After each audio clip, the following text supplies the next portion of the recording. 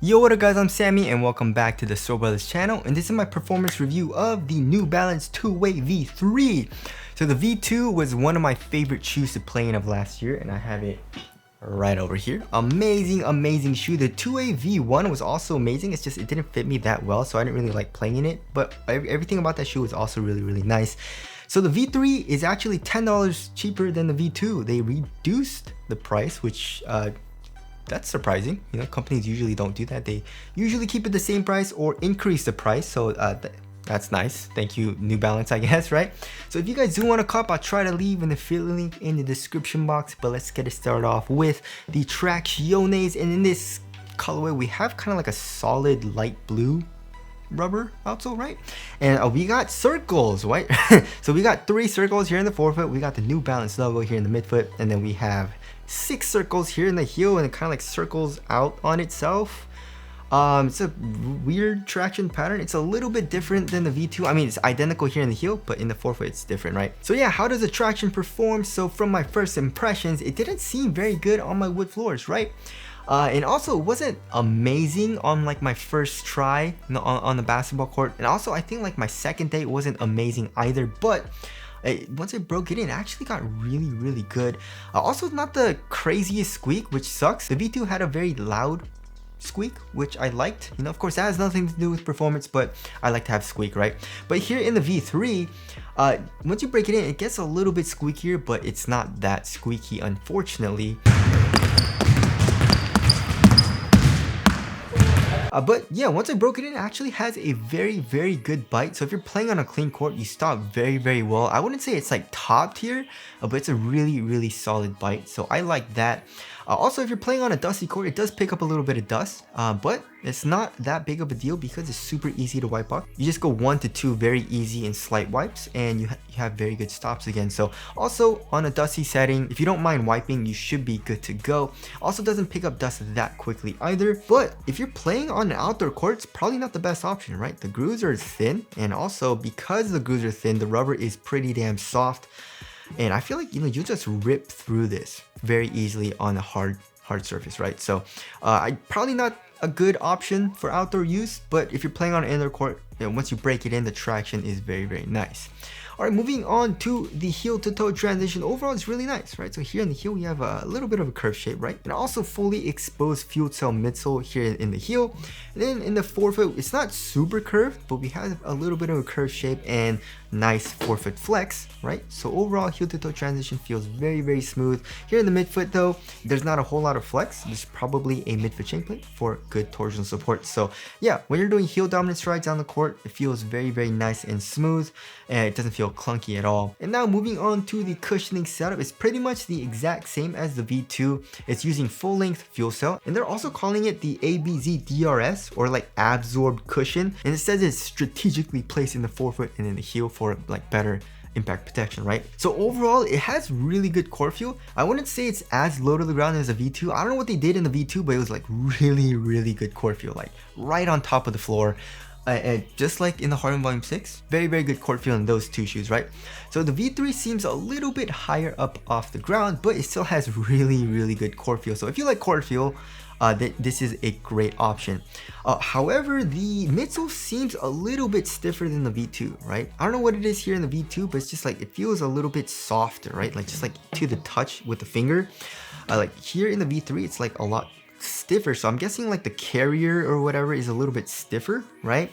So here in the heel, it still has a little bit of compression. It still feels kind of soft, but like I said, court feel is really good. So the foam is actually quite thin, and it's not like that crazy, you know what I mean? And also it doesn't feel as bouncy as the V2s for some reason, right? So I don't know if they changed up the composition of like chemicals or whatever in the actual midsole or foam in the fuel cell, but it doesn't feel as soft. There's not as much compression and also not as much bounce as the V2, but it's still nice, you know what I mean? Like it's still kind of soft and it still has a nice little rebound back here in the heel. Overall impact protection also is very good in the heel. For heel strikes, you should be good to go. In the forefoot, however, it does get a lot thinner, right?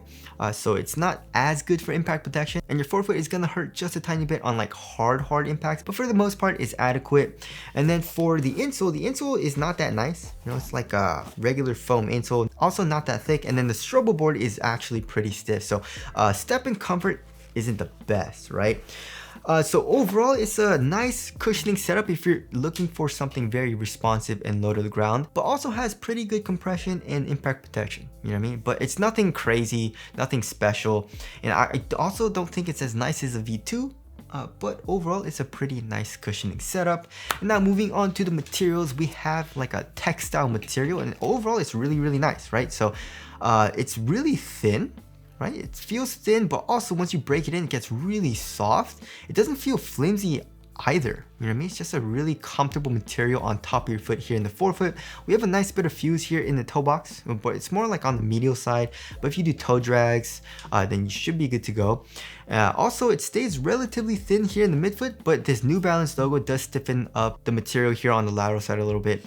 And then for the tongue, we have like very minimal padding. It's a half booty construction tongue as well for a better overall one-to-one fit. And then here in the ankle area, we have very minimal padding as well. So this material, it feels really nice and supportive, but also very thin. And it's comfortable in the way that it like conforms to your foot very well. You know what I mean? It's not super cozy or anything like that. So if you're looking for a very comfortable and cozy material, this is not it, but it's a very comfortable material because it conforms to your foot very well, right? Also, we have this like lacing system, which is weird, you know, like the New Balance logo, like the end extends here into like the laces a little bit in the middle of the shoe, but it doesn't really do anything for lockdown, right? I think it's just more like a design, right? Now moving on to the fit, I went true to size and it fits me extremely well. It fits me pretty much like a glove. I would actually say it's a little bit more tight than the V2. You know what I mean? Maybe it's because of the material. This material is like a lot softer, I would say. Not softer, but like just like not as supportive, you know what I mean? It feels like there's a little bit more stretch than this textile upper here in the V3. But anyways, right, so true to size, my toes go pretty much right to the edge of the shoe. Width-wise, it's actually slightly narrow, and then here in the toe box, it's extremely snug, and it reminds me a lot of like the KD13. Not as snug as the KD13, but it's like a really snug fit in the toe box. So overall, it fits me very well because I like to have a really snug fit, right? So if you want a nice snug fit and you have like a normal size to maybe even a narrow size foot, then this is a great option and you should go true to size. If you have a wide foot or you want a roomier fit in the toe box, probably go up half a size or maybe even a full size because it's really snug here in the toe box. Now moving on to the support and lockdown, I had zero issues. So for lateral containment, we have a lot of lateral counters going on, and also this material, like I keep saying, is pretty damn supportive. So here in the forefoot, we have the fuel cell coming up acting as a sidewall. Here in the midfoot, we have this plastic piece acting as a sidewall, and then here in the heel, the foam comes up, and then we have what feels like an internal TPU heel counter. So lateral containment, I had zero issues, and even if you're a bigger dude, you should be fine doing really hard lateral movements, cuts, step backs, and crossovers. Also, lateral stability was very good, right? You guys can see it's not a crazy outrigger, but as you guys can see, the outsole and midsole do protrude out a good amount here on the lateral side in the forefoot, so lateral stability is good as well. This cut is more like a low cut shoe, but more like a low mid, kind of, right? But you know, it doesn't really restrict ankle movement that much. You know, my ankles actually felt very free to move. So if you're looking for ankle support, this isn't the best, but lateral stability, of course, is very good. So support and lockdown was very good. Once I laced up the shoe, you know, my foot felt locked into the shoe. It wasn't moving around inside of the shoe. And also there was no heel slippage or anything like that. So overall support and lockdown was very good. And now moving on to the weight of the shoe. It should be around average weight. If I remember correctly, like 12 ounces, I think. Oh, 11.78 ounces. Let's check the other pair.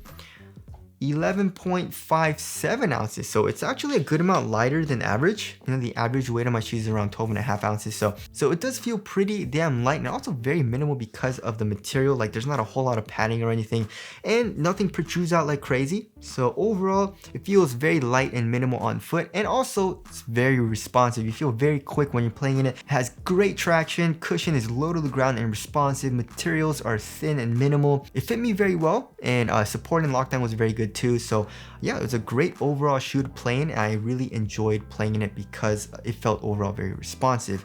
Now moving on to the ventilation, not the best, you know, through this textile material. Not a whole lot of airflow. It is thin though, so it doesn't retain heat very well, but there's not a whole lot of airflow, right? So for ventilation, I would say it's just okay. And as far as the aesthetics go, I kind of like it. It's not my favorite, I would say. I don't really like this pattern, like this embossed pattern in the material. That looks kind of weird, but overall, the overall silhouette looks pretty good to me. So tell us what you guys think of the aesthetics down in the comment section below. So wrapping things up, this shoe is a banger, and the two-way line from New Balance, it has been solid. A really, really nice shoe, and overall, it's a really nice performer. In my personal opinion, I don't think it's as nice as the V2 because I wouldn't say the traction is as good as the V2, and also the cushion isn't as good. But I guess one thing that is better is overall support though, because the material overall was like really soft here in the V2, and in the V3 it just feels a little bit more supportive. But like I said, you know, in the V2, I didn't have any huge issues with that. But the V3 is still really, really nice. And I feel like most people will enjoy it. If you're a guard, this is a great option. If you're a bigger dude, it's still a great option because support is good, but the cushion probably isn't going to be the best for impact protection, right? And also the two-way V3 will be in my rotation pretty heavily. It's not like my top shoe. It's not like my favorite shoe to play in, but I definitely did enjoy playing in it a lot.